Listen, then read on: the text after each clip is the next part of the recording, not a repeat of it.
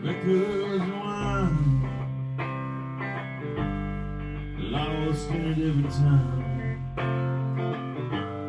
spinning around.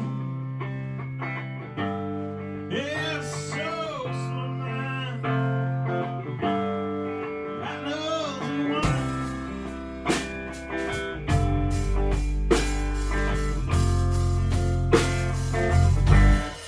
No, no, no. Hey, thanks for tuning in again. Maybe it's your first time, so maybe again doesn't work, but thanks, if nothing else, just thanks for checking it out. Paul Puckett Art Podcast.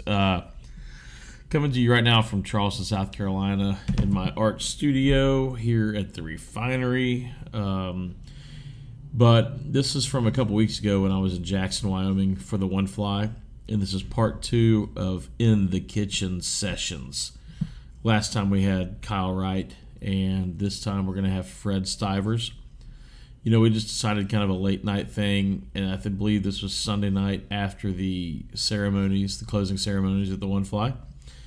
And I just wanted to get with Fred and talk to him about his artwork, kind of how he started it, what inspires him, and kind of describing what his style is. So if you don't know Fred's stuff, you might be living under a rock lately, because in the fly fishing world, he does a lot of really cool drawings of certain,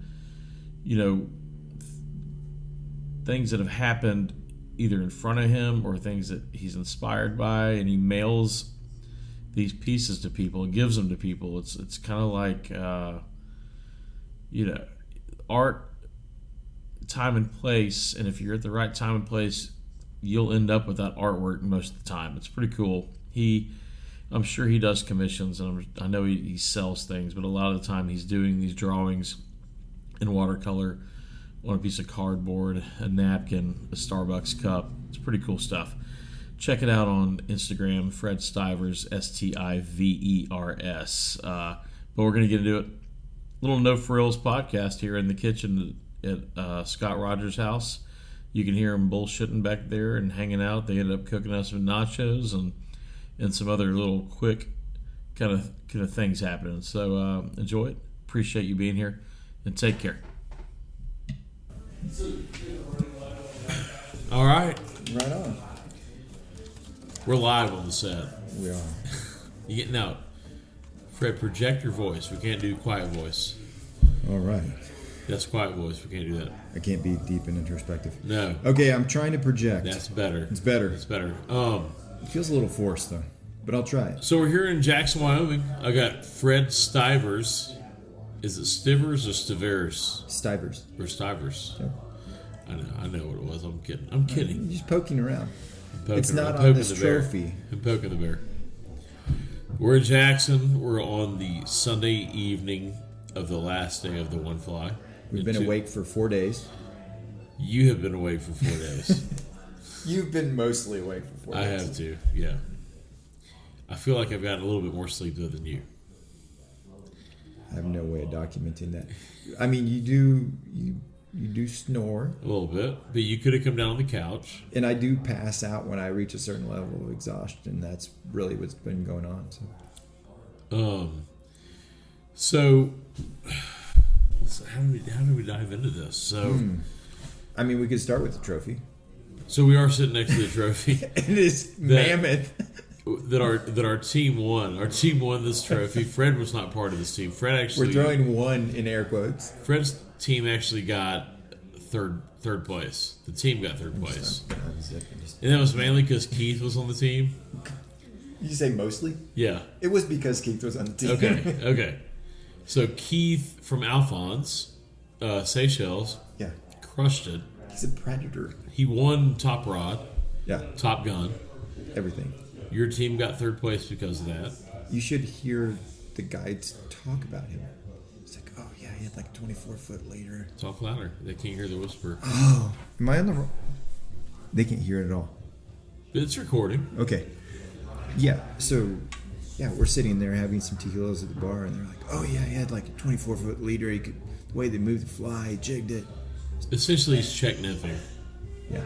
Yeah. Yeah. So that's become it's become a little bit more prevalent in this tournament. I don't know when it started or where it started, but I think Trey Sharp probably started it. Essentially, it's check nipping. It's kind of a tournament, international fly fishing tournament kind of deal. The Czechs started it. It's just straight lining, high sticking, no slack, just a tight leader, however long your leader is, with dead straight to a nymph or a streamer that's heavy, and you're bumping that thing on the bottom, and you just feel the fish eat the fly. Whether you want to call it cane pulling or jigging, whatever you want to call it. I mean, it's on a fly rod, it's on a fly line, it's a fly technically. So I do have a feeling, though, this tournament will probably modify some rules to adjust to this, because these leaders are 20 to 30 feet, which is crazy to me. That just seems so irresponsible as far as losing the fly easily. Like, it just seems like you would get caught up in something if you, I don't know, it's nuts to me. Clearly it's productive. Clearly it's productive, but if you look at the leaders themselves, I mean, fishing with 2x is way different than fishing with like 7x. Yeah. You know, so it's like, yeah, he's bumping it around down there, but he's on. I haven't seen the equipment that he's using, but I imagine. I saw Trey's today. Is it pretty fine? His leader is not like 30 feet. I keep hearing this 30-foot leader thing. His leader's more like 15 feet, and it's got a very high vis, middle section where you can kind of judge that's 12 feet, and then past that there's more leader, and then the fly line. So it's just a 3-part section leader with a high vis middle that tells him he's at 12 feet. And he did say that most of the fish today were very deep. Like, he caught most of the fish very deep. So the guy that won the top rod today, that's what he was using. It wasn't a dry fly. It wasn't a nymph technique. It wasn't a typical streamer technique. It was a drop shot kind of jigging situation. But I mean, if you look at what he's doing, it's a technique that anybody can learn. Yeah, for sure. I mean, he's not doing that in the Seychelles, right? He's not. No, he came here to learn this leading up to the one fly for 4 or 5 days. So there you go. He took the initiative and learned how to do it, and is. And it's also what's crazy is it's the Snake River. Traditionally, it's a dry fly river, and he doesn't know what section he's going to get. And most of these rivers are very snaggy, tons of sticks and trees sticking out. It's falls and it's a very dangerous place to do this type of fishing. And he turned out and crushed it. So hey, whatever. All that leads to the fact that my team. We were talking about Fred winning 3rd place. Some crushed it, and others were crushed. Our team, Team Pelicano, got last place. The hot sauce sponsor of... Dude, we got a trophy. It says Jackson Hole 1 fly, Jackson Hole no fly champions. And it's a big trophy, and we just got to get the side engraved of it. So, hey, it's our team's first year in the 1 fly, and we have a trophy because we got last place. I mean, this is going to someone's office. This is a point of pride. Yeah, for sure. So that brings us to Fred. This is your third year to be showing your face around here? Yes, sir. Showing my face. What? Showing my face right here. Right, but right. I mean, you come around here, boy. Yeah, boy. Now you fished it last year, though, right? Yeah. Okay. First year, you were hanging out, loitering, if you will. You invited me, and I came. And but weren't you like in Montana? You were kind of in the realm. Yeah, I came in for Dan Laren's birthday party. That's right. So you were close, and you came, hung out. You remember that drive? I was like driving up to Livingston and back. Oh, that's right. Yeah. Okay. So this fatigue thing is. That's right. You're used to it. It's what I do when I come out here. So beat down. Year 1, you kind of hung out, but you donated some art. Year 1, and then you became friends with John and some other people. And year 2, you're fishing in it. And you're also like doing the quick draw with us, or whatever you want to call it. Mike and Fred and I hung out. And we're just drawing for people. And you fished last year, and then this year you had more of a larger role as far as donating art. And you want to explain kind of what's slowly growing it? Yeah, just bigger piece. I probably should actually introduce you a little bit better. Oh, okay. We're here late night. I mean, this isn't the smoothest podcast so far. We're a few tequilas into But Fred is an artist from St. Louis. Mm-hmm. And most likely, if you're on social media, you fish or fly fish, you've probably seen Fred's art. You've shared it with many people. As in, when I say share it, you send it to people or you give it to people. You're very unselfish with your artwork. You sketch people while they're fishing or hanging out at a bar or playing music, and you give it to people. Here it is. Which is very cool and different compared to how most of today's artwork is. Can I kind of explain that, though? Yeah, no, I'd love it. Okay, because it's kind of like evidence, right? One of my really good friends told me once that artwork should be a document, like evidence. Mm-hmm. And like in this day and age... And how it used to be. That's what... Yeah, you didn't have photos, or you had drawings and art. Or like you look at Charlie Russell's letters. He's always scribbling in the ledger, right? Yeah. And like if I'm somewhere with you and I'm drawing, am I too low? Do I need to be loud? Just bring it up a little bit. I'll try. I'll turn it up a tad too. Okay, I'm just not a loud person. We're good. Okay, and it's also like 1 in the morning. Yeah. But yeah, just it's evidence that we were in the same place, and it, I guess more importantly to me, is like it's something that how do you explain it? Like, not everybody, like people like to commodify things, right? Yeah. I like to collect wine, or I like to collect You need cars. an end result to do what I'm doing. And it limits the number of people that can appreciate what you're doing. Yeah. Because only the people that can engage in that market get a taste of what you're up to. Yeah. And if I'm spending time with you, God, we're already expending the most precious commodity we have, time, right? So it's like, this is just evidence that was important to me. Yeah. And it's not about money. It really isn't. I know you and your artwork, and I've asked you these questions before. You're not doing this for money. Now, some of these things might lead to that, as far as separate offshoots. Like, hey, yeah. I want to commission you to do this. That's a whole different story. But your art is not about money in the end. It's about being there in the moment and drawing what you're seeing. And it doesn't even really need words, technically. Sometimes you write words like this, but most of your stuff, I don't feel like it really needs words. And like with the document stuff, when I was growing up, I wanted more than anything. Like, I went to school in Texas. When I went to school, I didn't hear from my dad at all for like a whole year. I got one letter from him, and I wanted more than anything for him to write me a letter, right? Because is that how y'all usually communicated? Or you didn't call on the phone? Yeah, but why was the letter important? Like, how did you know that? Just to have, I grew up in Central Illinois in the dark ages. Okay, so right? A letter was common. Yeah, and it's like, okay.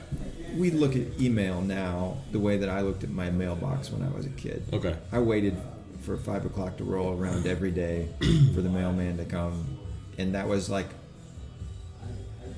I had corn all around the house, like surrounding the house.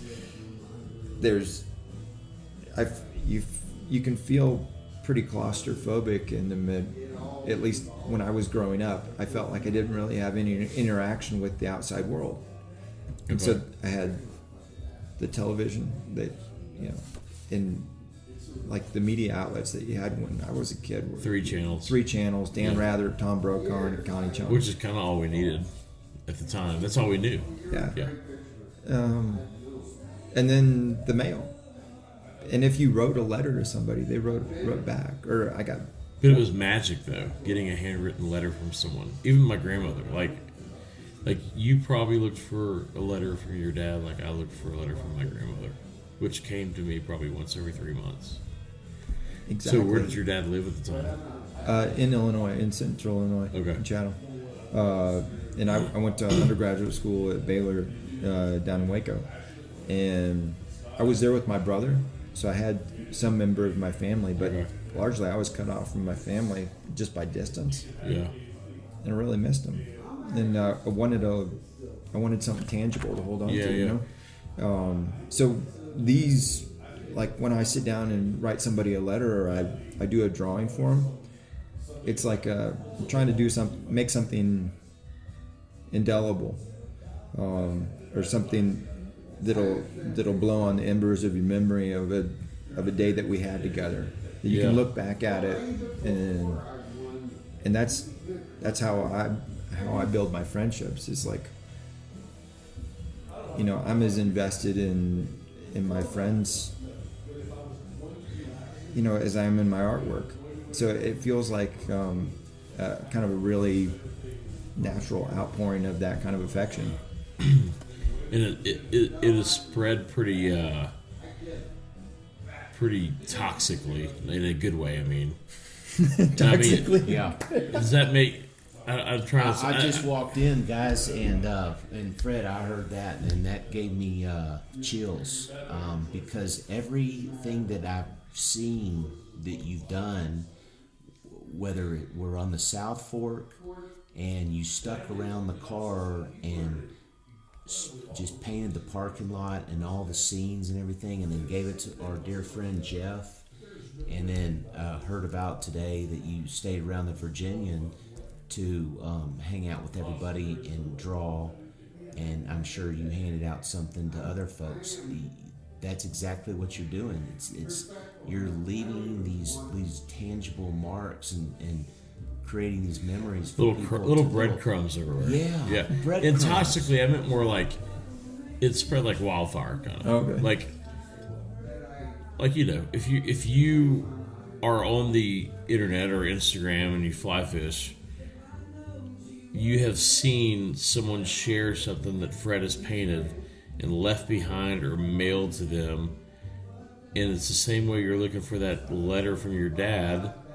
They get this thing that you've left them, and it's magical because those things don't happen anymore. Like they don't get letters or pieces. And your art is different in a way because most art is considered, this is a finished 20 by 24 painting with a frame around it, and your art has rough edges and it's on a piece of fly line box, and a lot of people might not consider that a finished piece of artwork. I hear that a lot. But that's your artwork. There's no definition. No one's ever come up with the rule that this is what a finished piece of art is. Most of my friends get it, and some people that are new friends sometimes let you know that they don't quite get it yet. But I don't expect everybody to engage with it on the same level. But like, you know, I've handed a lot of things off to people, and they're like, "This is really nice. If this were, you know, too bad it's on trash, or I'd actually keep it." Well, like David DiBenedetto, he still says the cool, and this is a dude that has access to a lot of art. From Garden and Gun, editor of Garden and Gun. He still says that one of the coolest things he has is this shotgun shell box that's been unglued and taken apart and has this sketch of a bird and a guy shooting a gun, and to him, he gets it. You know? And so... Well, hopefully people can connect with it like that. Yeah, but it's just cool, and it's different, and it's loose. Like the painting that's in... Scotty's bathroom in there. Every time I go in there to pee, I look at it, and I personally sit there and think, to me, I could never do that. I would feel like I needed to overwork it and paint more, but that's something you did. That's your style. That's Fred Stivers. You can see it from a mile away. But I would never be able to hand that to someone because I would feel like I needed to color in all the spaces and all the spots, and to me, that's unfinished, but to me, seeing as yours is totally finished. Well, we were talking earlier about like just handing this stuff off, and at some point you realize that the world doesn't wait for you to finish a drawing or a painting, and if this is something that's going to happen on a tailgate, it's going to be like all of us. We're all unfinished projects, and a little rough hewn, and that's who I am, and that's what you get. We've learned who you are. Oh God. The last 3 years I've learned who you are, and your paintings kind of say that. Like, it's kind of like you've left to go do something else. Like, this is the piece. Fred is on to something different now, and that's fine. That's the beauty of it. And I mean, so how elaborate? I don't know myself well, I guess, because like you're all over the place. Okay. I think. I mean, I just think you're onto something. You're A to B, B to C, and that's like you're just kind of like clearly finding new directions, and like right when we were about to do this podcast, you brought all this stuff out, and you're just your mind's kind of always kind of working on something, and so that's why I think your pieces are what they are. Like, they don't have to be, they're finished to you. But to maybe some people, they're like, well, he didn't even finish this thing. But that's why your pieces are what they are, and I love them. Like, I could never do that, and that's why I think I love them so much. They're loose and free and fast, and you kind of need to finish the painting yourself. You just described everything that I like in the wild world. Yeah. It's like that. I see things that I appreciate in the world, and maybe I try to emulate them, because I mean, everything that we do outside is fleeting. I mean, every moment that we have on a river or with a bird, I mean, that whole shotgun shell box thing happened because I was in a goose pit and then I got bored. We're waiting for snow geese to fall on us. We're in a muddy field in Dexter, Missouri, waiting for snow geese, and robocall going in the background. It was the most unromantic form of hunting you can do, and my brain just checked out of it, and I'm like, what am I doing here? My ass is wet, I'm laying here in this mud hole, and I was like, I guess I could draw. And I got a pencil, in my jacket, and I got a shotgun shell box, and then unfolded it and did a portrait, and that was kind of the start of it. It's like, this makes sense to me. Just use what's around. It's like, when I was growing up, when I was in school, I worked like 3 jobs trying to buy good materials. Like, you always wanted like the good French paper. Yeah. You always wanted the best materials that you could get. Well, what's ironic about that is you pull out like a gray marker and a pink marker with your pencil. I'm like, that's all the colors you have? It's like, but it works. Like, that's like, I got mid-tone and contrast, and it's like, if I need more, I can go to the car or something. But the problem with those paint markers too is that elevation is not your friend. Yeah, I found that out by watching you struggle with that. Yeah. Oh man, you thought my style was loose before, man. It's ketchup looks like a hot day at the wax museum. You did some ketchup on a tortilla. Breakfast. I was there for that, and you went from painting on the things that the silverware comes in, and then all of a sudden going from there to, I said, what are you going to do with that tortilla, Fred? Are you going to eat it, or are you going to paint on it?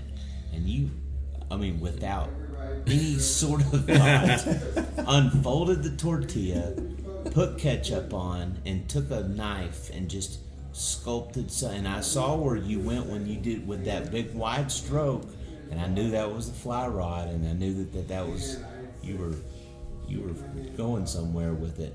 I almost see all of your work as if, and how you do everything, as if you just have so much you want to do and give, and I respect the shit out of it. I think that the creativity of drawing and adding watercolor and everything to something in these quick sketches and giving these things to people is so the gratitude you have is unbelievable.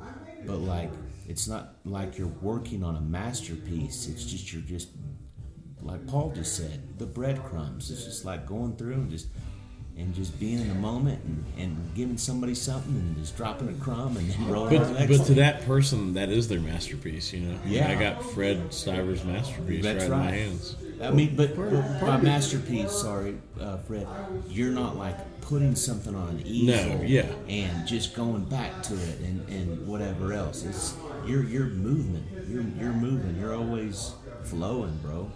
But you caught me off guard with the flowing, bro. Hey, Cort, Scotty. Can we get you a drink? Y'all bring it down just a little bit. Can I get you a drink?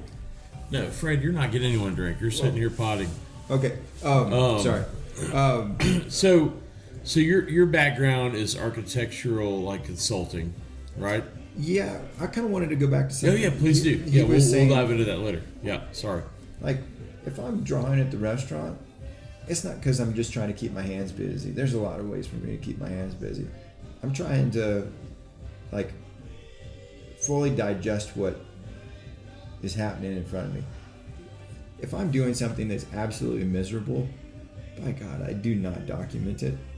You know, I say that, but sometimes, you know, if I'm stuck, you know, getting the car repaired or something like that, I see the value in people laboring to fix things that are broken. I really do. And labor, like with the guides and with the people working in the restaurants and all of it, you just see like people serving other people, and it's a really. I didn't mean you had to go to bed.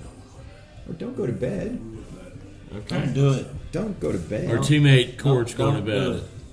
it. I was just saying y'all need to chill, like just quiet down there a little bit. But now you're going to bed. Y'all got all rowdy. Don't kill our vibe. We need you. Yeah. All right. Come on, man. Scotty. He's Don't backing you go to away. bed. He's backing away as if we'll shoot him in the back. Okay. Sorry to interrupt you again. Scotty, don't sit in there by yourself. It's so sad. You might be sleeping. Okay.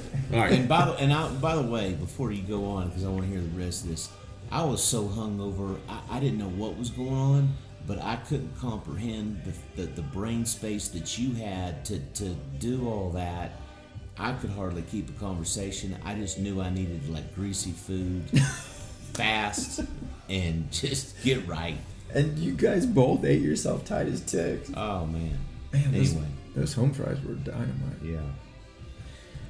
At the old Virginian. Yes. That was good. I'm amazed. I'd never been there before. I neither. Yeah. I really appreciated the way that you appreciated our server. Oh, he was great. Marco, I think. Yeah. I think that's right. Yeah. And I mean, He was so enthusiastic and so kind, and that, yeah, High energy. yeah. but I think you're like, can I I'd take him this guy back Yeah. to Jimmy's. Chimmy's. to Jimmy's? Yeah, And that place is like an extension of your family. I mean, it's an that's extension right. of you. Don't get me started. We've already gone through. All right, back on track. All right. So Fred. So, did you grow up in St. Louis? No, No, Iowa. Central Illinois. Yep. Illinois. Sorry. Yeah, One of those I states. Yeah. So, okay. Where did you get into fly fishing, and how did that happen? How did that happen? So when I was a kid, I went to the state fair in Illinois. It doesn't sound like a direct answer because it's not. No, cool. But I went to the state fair and saw a guy doing a demo of a bullwhip. You know, where you got a lady that sits there with a cigarette in her mouth, and this guy with a bullwhip smacks it out of there. And I thought that was just the coolest thing. Indiana Jones had just happened. And man, I'd spend the weekends with my grandparents, and I asked my granddad for a bullwhip. And I think he talked to my parents, and they all agreed that a fly rod was probably as close as I should ever get to Are a you bullwhip. serious? Someone came up with that idea? Wow. Yeah. Did someone fish in the family and kind of have Yeah, that? so they went to Kmart and got me the Shakespeare starter kit. Huh. You fly rod. clearly already fished, I guess. You were into Yeah, fishing. yeah. I mean, Okay. I live bait fish with my granddad a lot. Okay. That's kind of what we did. When I would spend time with him, they lived in a small town. He was retired, And, you know, my parents would take us to their place, and I mean, it was like as idyllic as I can remember it, you know, like he had a garden and I remember him walking out in the garden, you know, with a salt shaker in his jeans and picking a tomato and cutting it in half and salting it. You know, that was like who my grandfather was. So any gift that he gave me was like top shelf stuff. So similar to me. Yep. Yeah, like it. I mean, it's amazing when you're a kid how simple it can be to just be entertained. Yeah, every little thing is so like exponentially cooler and bigger when you're a little kid. And how good was a tomato when it was so ripe, picked off the vine, and it was truly like something like this delicacy where you could just sit there and take a good knife and cut it in half and sprinkle a little salt on it and just eat it. I mean, that's simple. And that's just summer being a kid, especially when it's your granddad. That's you know? Good stuff. I think it like our appreciation of vegetables probably kind of speaks to how we treat people too.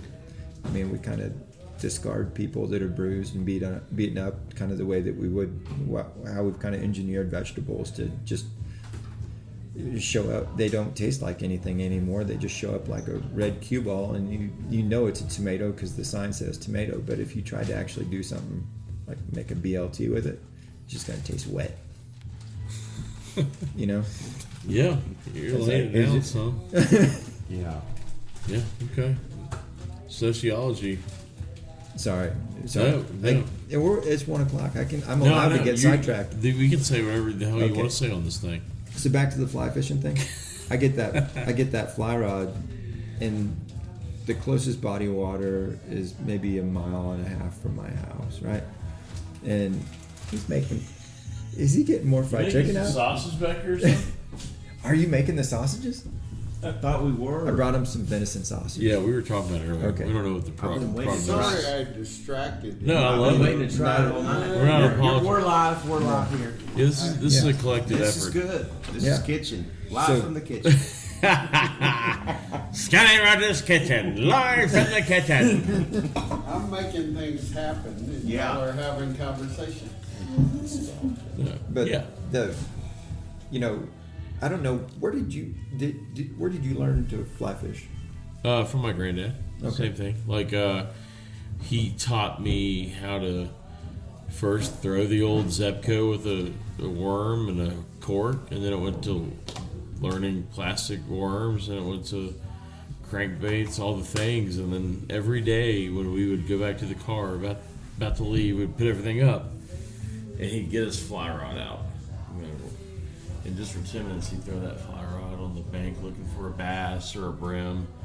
I was like, well, I want to learn how to do that. He was like, well, you got to master the bait cast first. You can't do a fly rod until you learn the bait caster.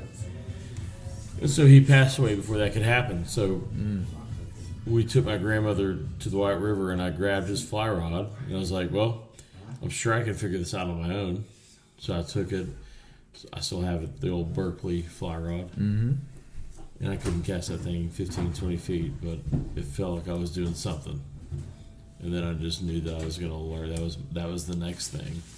Since then, that's all I've ever messed with. How old were you when that happened? 13. 13? Yeah. When you lost your granddad? Yeah. I think it was 1988. probably about the same age for me. Yeah. Yeah, it's interesting how our grandfathers play such a huge role in this. But really, that one simple gift unlocked so much for me. Yeah. And even when I couldn't get to water, I mean, I can't tell you how many nights I came home from school. There was like this big chunk of time between when I got off of school and when my parents came home and we ate dinner. And I'd just stand there. We'd listen to KMOX radio, Cardinals playing on the radio, and cast a fly rod in the side yard. Yeah. And me too. And you just make little games for yourself.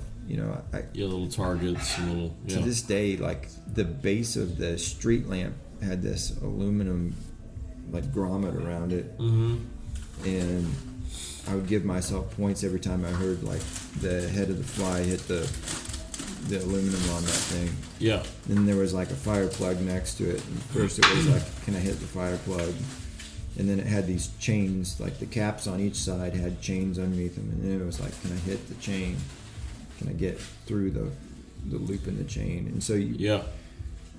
I'll never forget casting my fly rod. I ended up buying like a Green Mountain Series 4-weight when I was probably 15 maybe. But I'm never going to forget standing in my front yard, casting that fly rod, and finally feeling it. It probably took me a year and a half of me teaching myself. I think I rented videos at like the local fishing store or whatever. Mm-hmm. But the first time that I finally felt the rod load in my hand, where I actually I casted the rod, probably stopped at like 1, and finally just stopped and waited. And then I felt that pull, and then I went forward with it. I was like, that's it. Finally. And seeing that line shoot 50 feet straight in my front yard, it was like the best feeling in the world. And knowing that like my granddad would be so proud of me, like it took like 2 years to finally learn that, because I wouldn't actually own water much. It was mainly in my front yard, and grass fucks with it. It's not easy to cast in grass, but that was a. Turns out it's easier than mending. Well, yeah, that is true. So when did your architecture is your background? Yeah. When did art become part of your life? I mean, I grew up always drawing. It was always kind of like how, I don't know, if you didn't know how to explain something with words. Like I remember my dad getting frustrated and not knowing how to explain something that was going on. And so he'd draw me a picture of like how he was going to repair something. Okay. Like kind of a little step-by-step kind of a little thing. Yeah, or like he wanted to build a deck. And he drew it all out on a piece of cardboard. Yeah. And I remember that. Like, it didn't matter how the idea got out of his head. He just needed evidence that he knew how it was going to work out. Like, he needed to know how many pieces of wood that he needed. Yeah. And just enough to convince my mom to let him really. Yeah. Right? So it's like, I think that kind of freed me up in my own mind. Like, art's expression. Yeah. Right? And it's about explanation. And it can happen anywhere, anytime, on any medium. Like, that's what I pulled out of that. Was like, and I didn't really, I don't know, cloister it inside the concept of art. Yeah. So it was illustration and language. Exactly. So at what point did you... Can we call it art if we don't sell it? I think you can retroactively, like looking back on it. Yeah. At the time, you didn't think it was art. No, just... So what was the first time that you saw some sort of outdoor sporting art and you were like, oh, that's cool? Did you have a certain artist or anything like that, or was it more of just a... We got a couple subscriptions to magazines. I mean, I don't think you can like overstate how important like periodicals were, like in my childhood. Like this thing like arrived and it told you about this other place and these other people doing things like a Field and Stream, Field and Stream, Outdoor Life.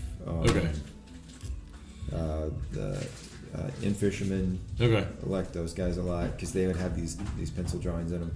And then Boys Life had some of the coolest illustrations. They were employed. I mean, if you go back and look at who they were employing to do illustration work in that.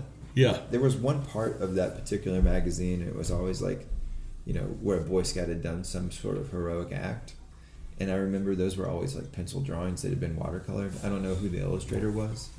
So were you first kind of drawn to more illustration type things more than you were like a painting, like by I don't know, Da Vinci or someone like that? I didn't really have any exposure to that. Okay, so like periodicals and magazines, illustrations were the first thing that kind of caught your eye as far as artistic wise. Yeah, because I mean, like I didn't. Thanks, Scotty. Didn't visit a lot of museums Scotty as just a brought kid. in and, charcuterie in the kitchen. That's what I do. you know, the closest town to, that I had a museum where I grew up was Springfield. Yeah. St. Louis was an hour and a half, 2 hours away.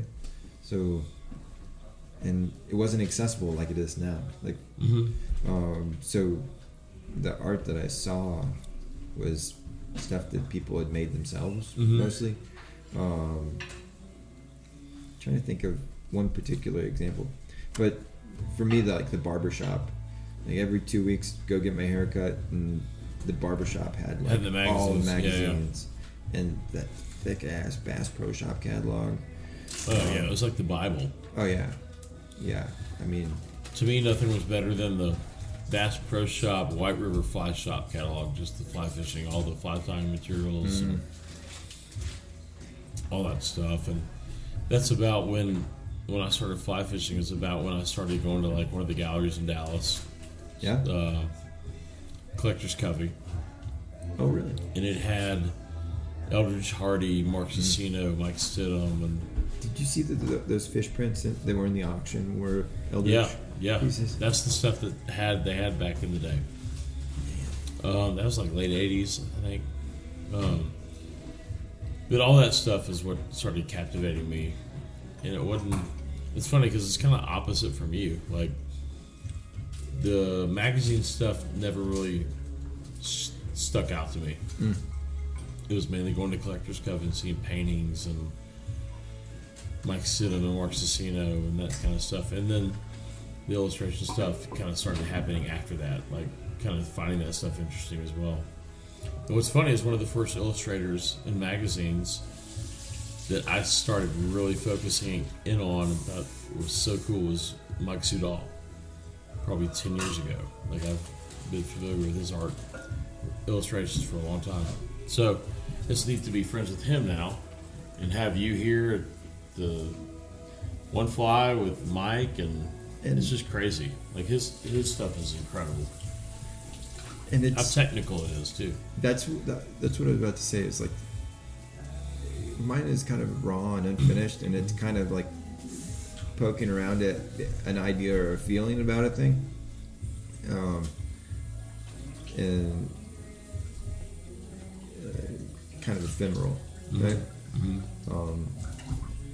But the thought, he's thoughtful, methodical, and his technical abilities render these pieces with such clarity. And He's like a scientist almost with the stuff. yeah. I mean, he I would say he's a scientist. You're more of a poet. Both illustration. Both gets the point across, just in totally different ways. yeah. And I don't know what it is. Yeah.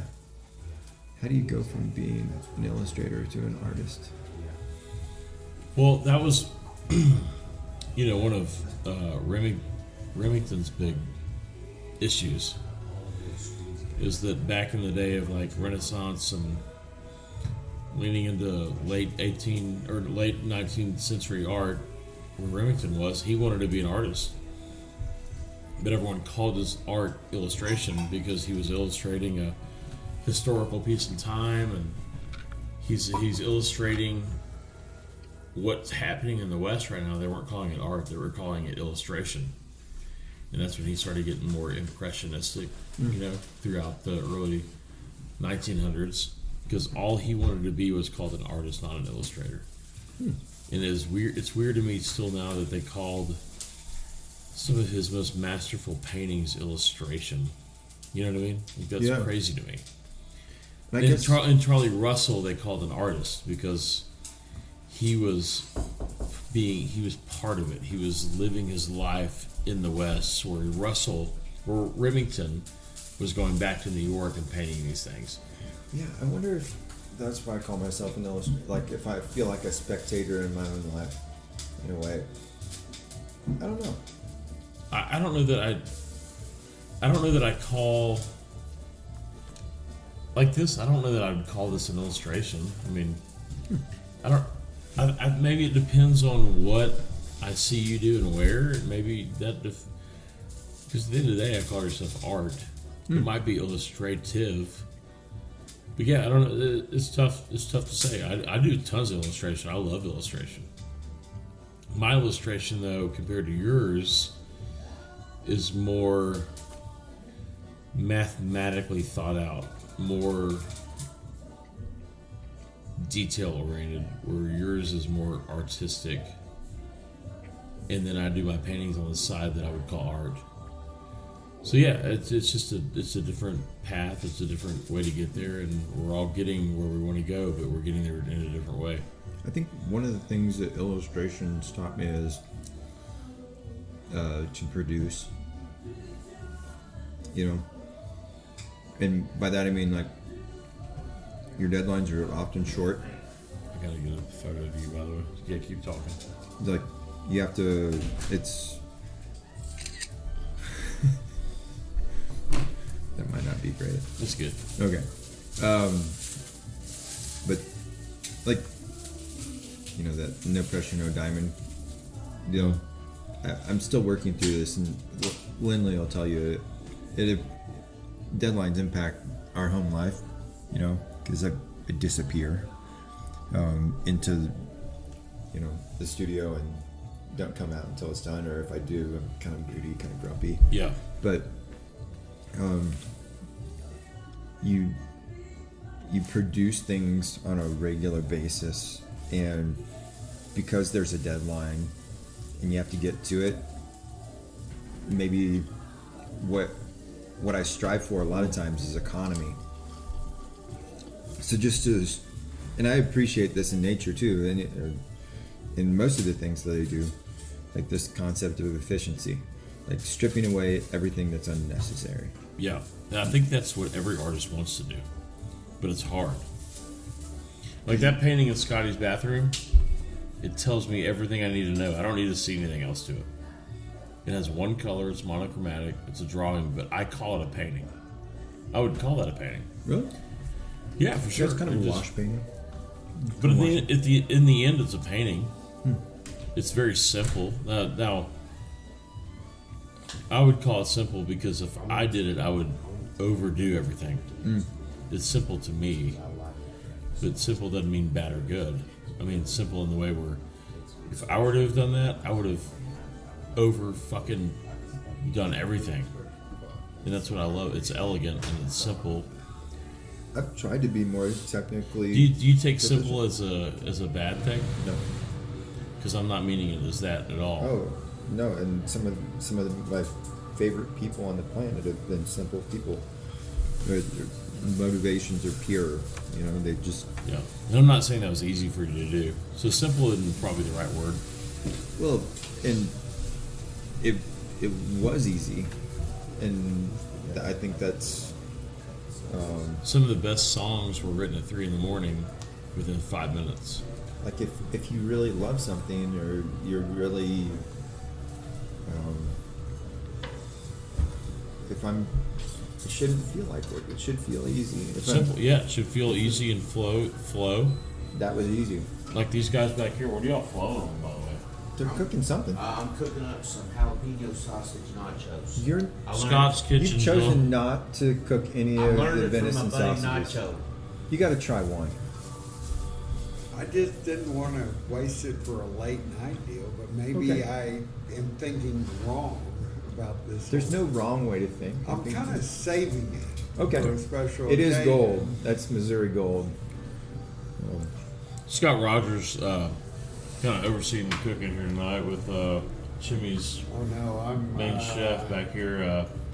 I actually recruited a world K-Dub. chef here.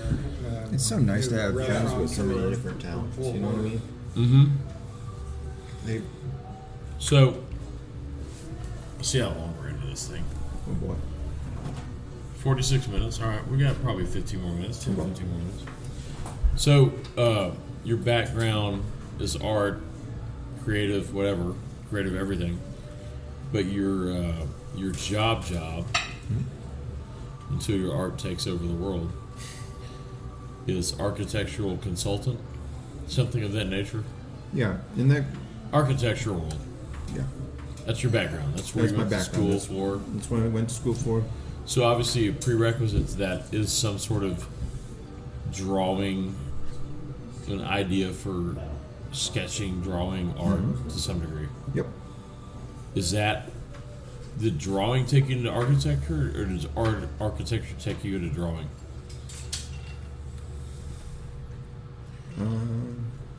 I think in a lot of ways, the mindset that you have to take into architecture to complete something helps me a lot with the illustration. It's kind of the process orientation. But Yeah, because you can't leave an architectural plan just unfinished. You got to finish that thing. exactly, but designing a building is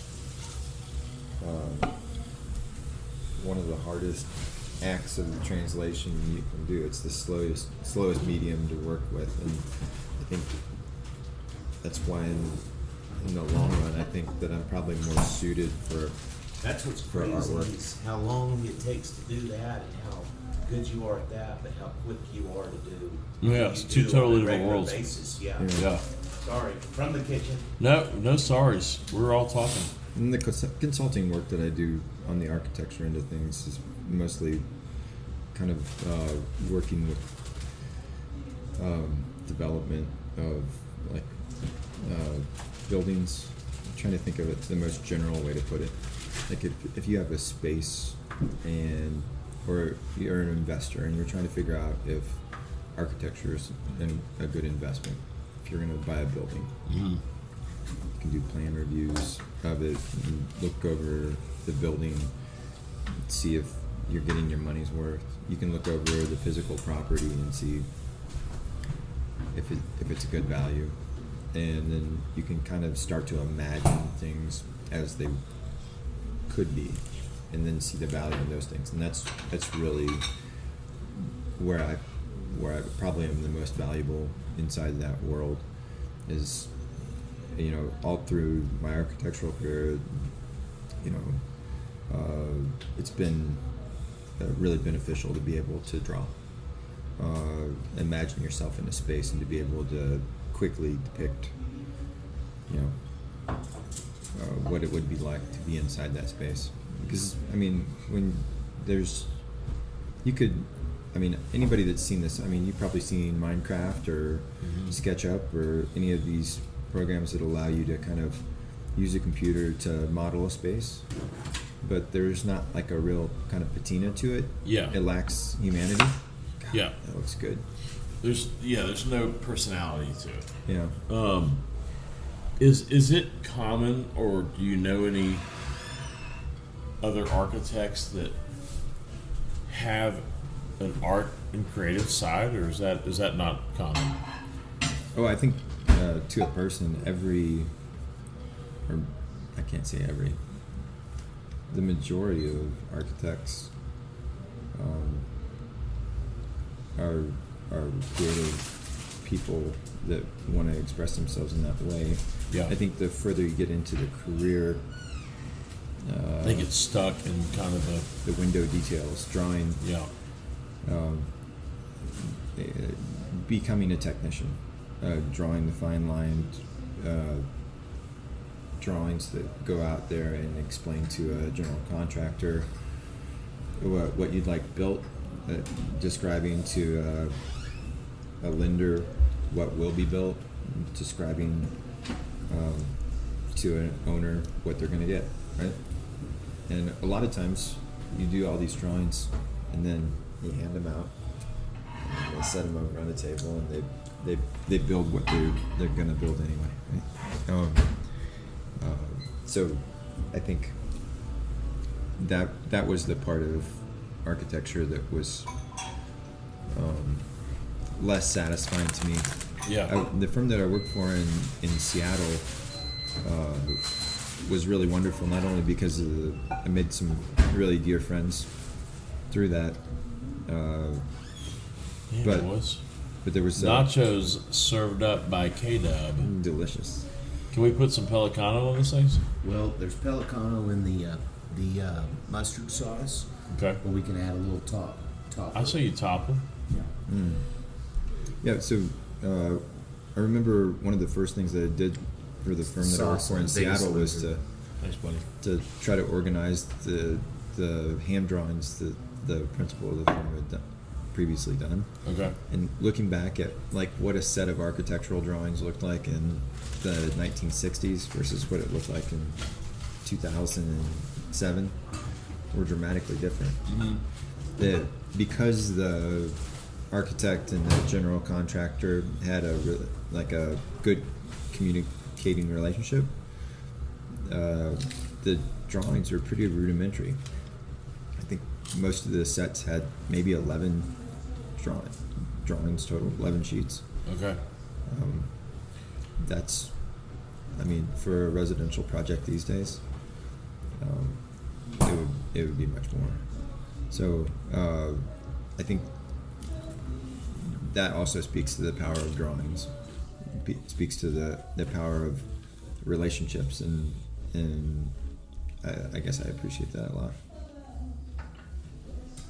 So when do you think the first time you drew some sort of fishing or hunting thing was, and it spoke to you, and you said, "This is cool"? Like, how long ago was that? You know, like when I was in grade school, I had an art teacher that was an outdoorsman, and I remember his name was Mr. Rostron, and I remember him encouraging me a lot. Okay. And I mean, So that early. yeah, and then at Baylor, I did quite a few pieces. Most of them were intaglio prints. Oh yeah. Thank you. Etchings and stuff. Yeah, and I guess that's kind of when I got into Frank Vincent's work, Yep. and that So that was stuff. an early. That was an early kind of inspiration. Yeah,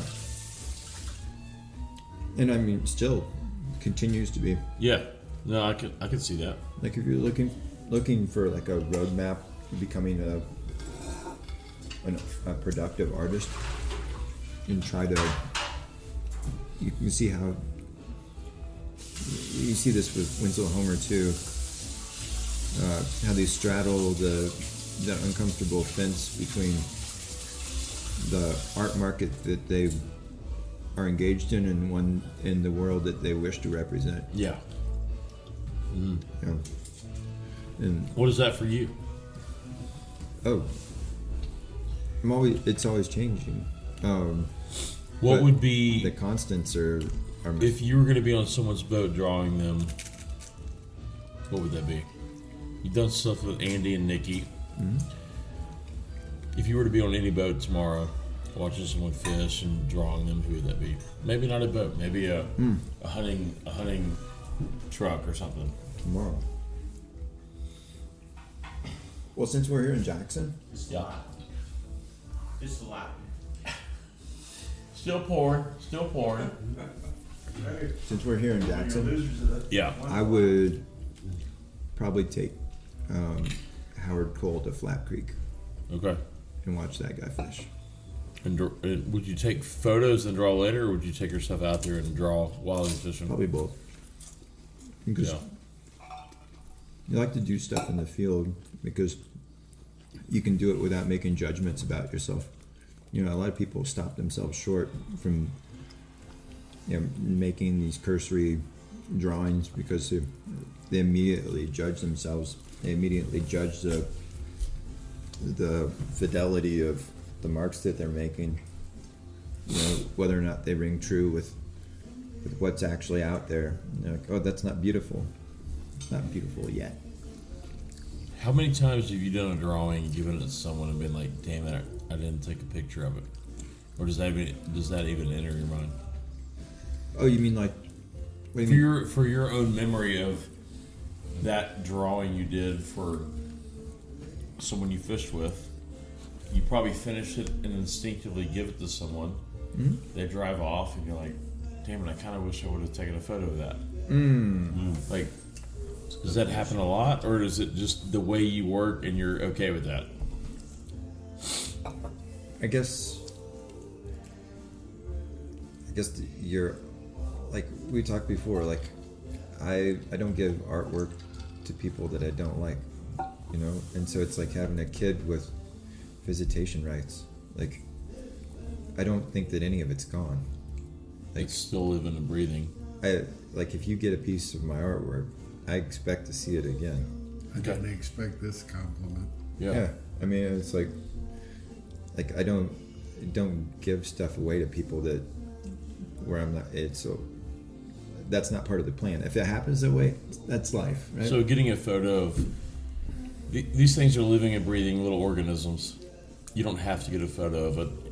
If you do, great. If you think about it, but because I mean, I've done paintings before, and I'm so wrapped up in getting it framed and taking it over to the gallery and leaving it. And I'm so excited about leaving it, and I drive away going, "Oh my god, I did not get a photo of that fucking painting." How many times have you gotten one framed and been like, "No, I Yes. can't really photograph Yeah. it No, because it's like- behind glass."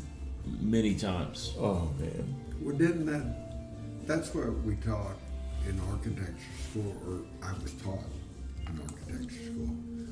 The first thing we did when we finished them is we documented it. Mm-hmm.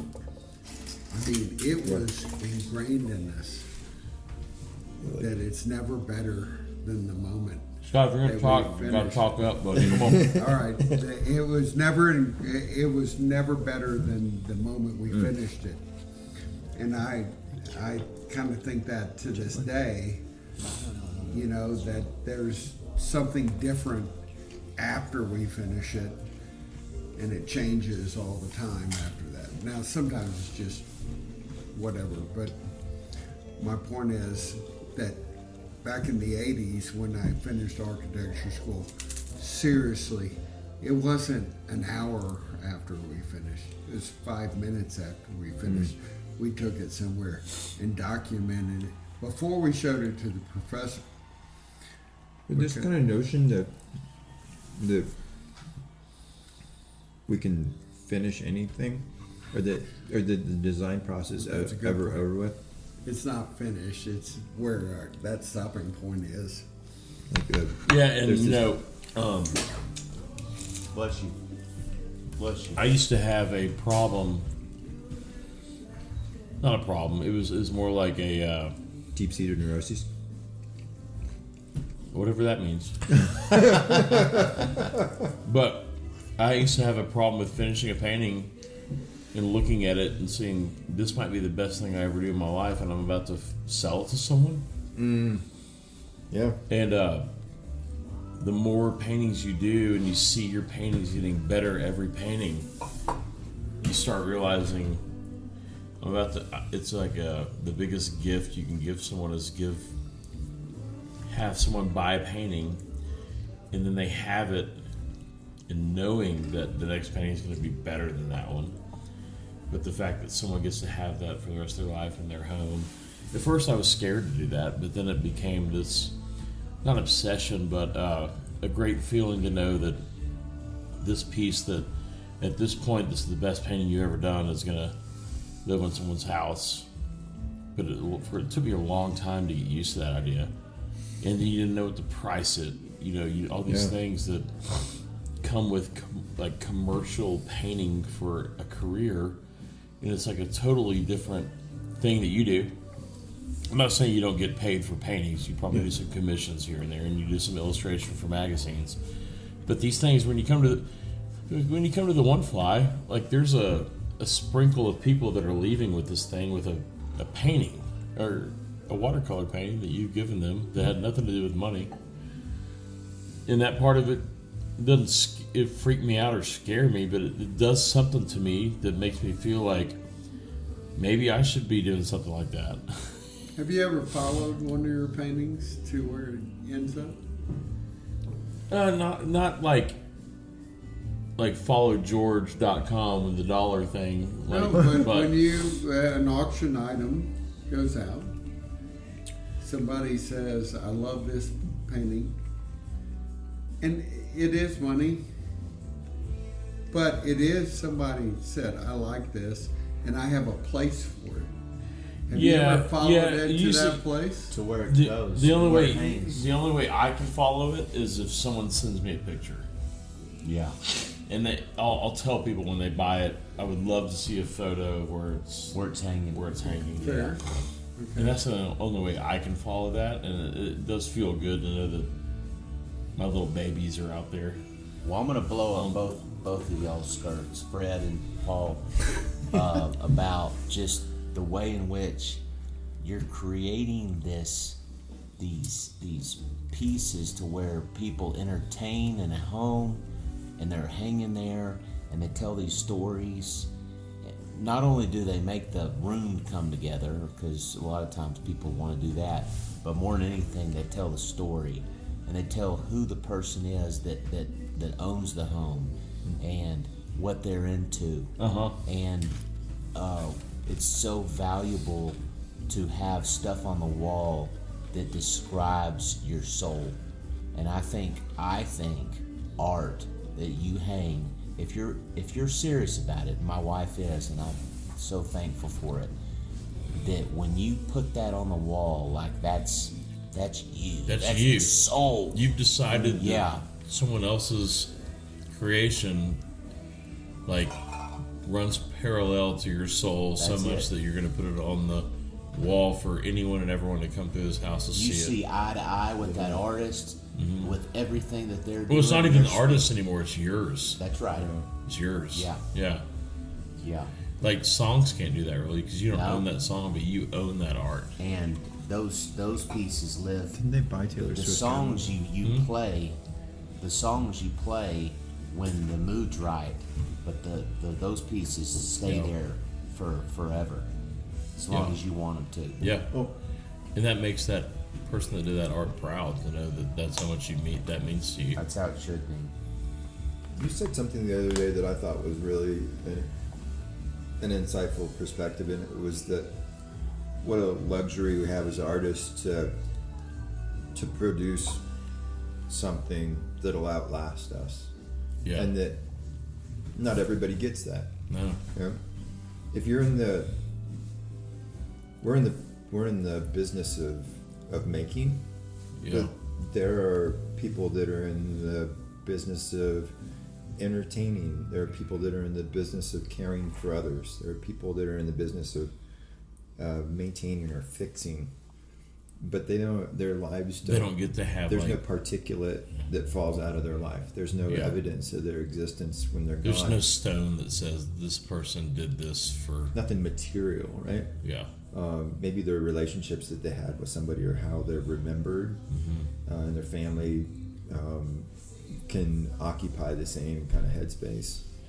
But when you actually have that, the ability to be engaged in art and producing something, like people, like if we're on a trip together and I make a piece, well, you're in the piece, right? And so it's like maybe in a way it kind of fills that gap. It cements you into this world that goes on past us. Yeah. How many people are recorded in John Singer Sargent portraits that are dust in a box somewhere? Yeah, no, right. Even a little drawing that he gave to his daughter, that his daughter gave to some person that didn't even know who he was, and there's a singer. There's a Sargent drawing sitting in a box that no one even knows about that could be worth $250,000. You know, just because it's crazy, man. Like art is just different to everyone, and I got this question the other day.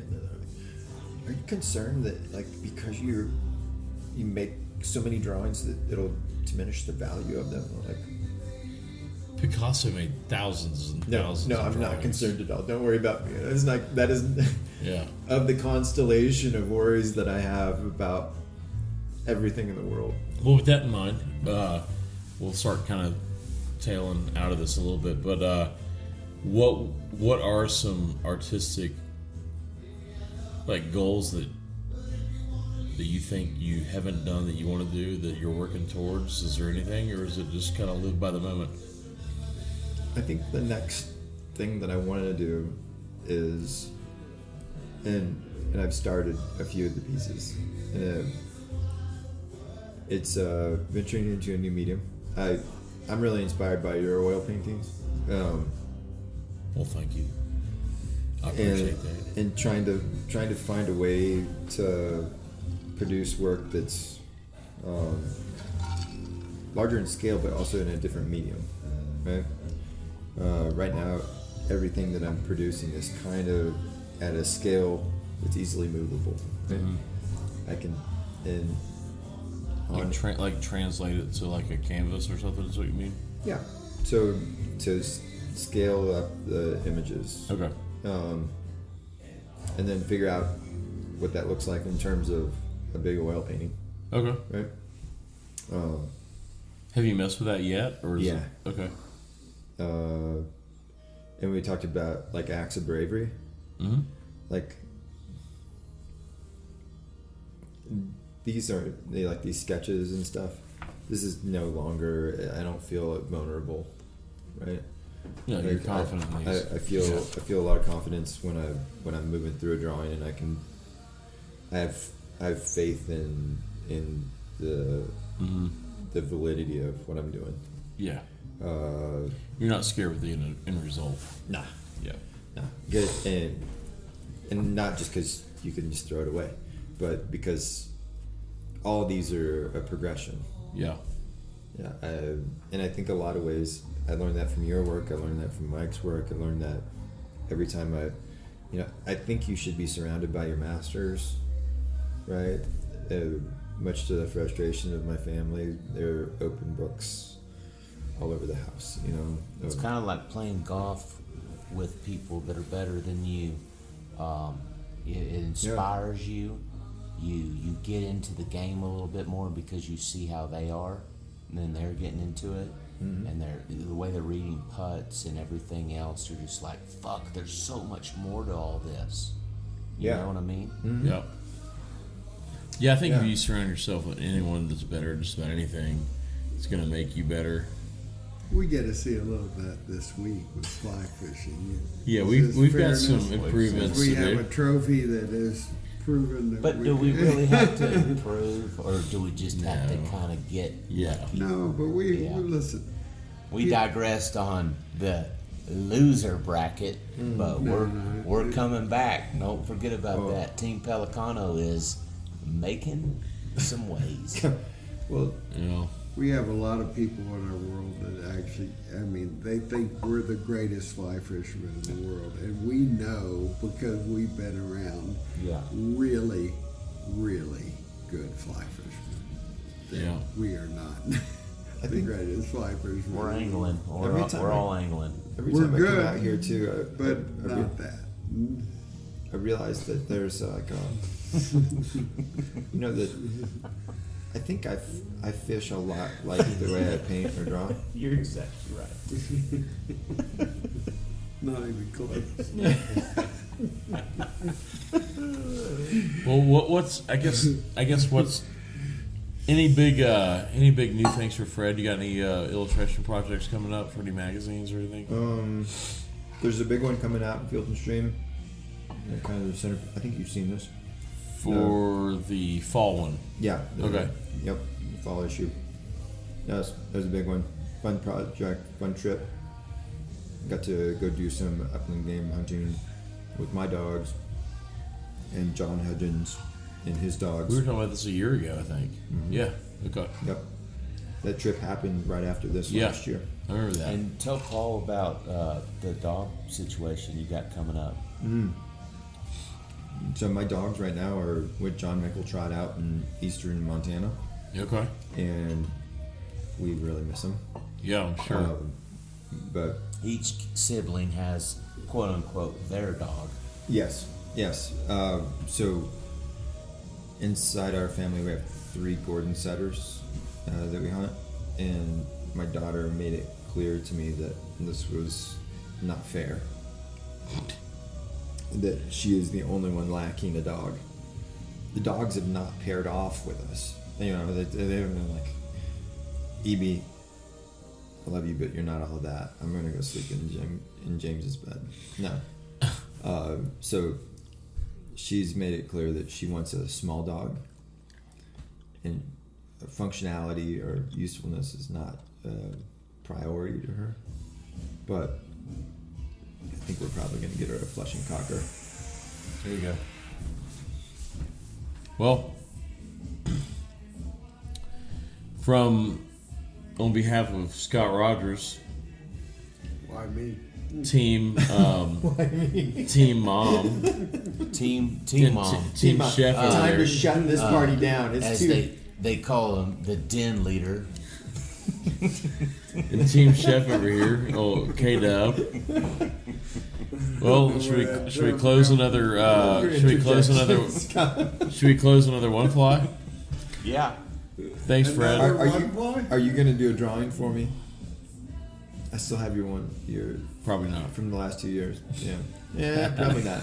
No, I don't know. Maybe tomorrow. Just for everybody out there, Maybe it's tomorrow. about 1:30 in the morning in Jackson. It is 1:56. 1:56. We're setting records and- around here. And by the way, I guarantee you, Fred is about to pick up that pencil and draw something. I'm going to bed. Started. Well, thanks, Fred. Appreciate it, buddy. Thank you. Check out Fred's stuff. Instagram, Fred Stivers, right? Nothing weird about that. Nope, nothing weird about that. And check it out in the new film stream coming out. Look forward to it. And appreciate all these little breadcrumbs you left. I've just found one in the trash. The one you did of us last night talking. It was just in the trash. I found it. It's not. You pulled it out? Yeah, it's behind you over there. Oh, I didn't see this trash. I spilled some Viagra on it. Well, either way. Okay. Thanks, buddy. Yeah, Appreciate it. of course. And then, hey, keep drawing. You keep doing your thing, You keep young it man. up. All right. We'll see y'all in the morning for breakfast. Is it okay to eat summer sausage in the fall? Yes. See y'all. Scotty, That's a good Kyle, you want to say bye to the people? Good night, everybody. Hasta la vista. Between right and wrong, tell me the same thing. I never want to know. Red play or skip again. It's always on my favorite song.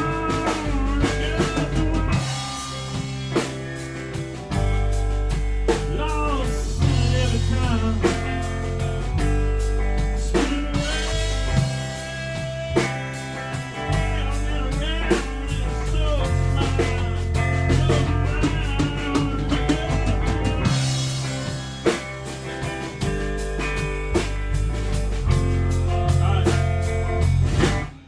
Maybe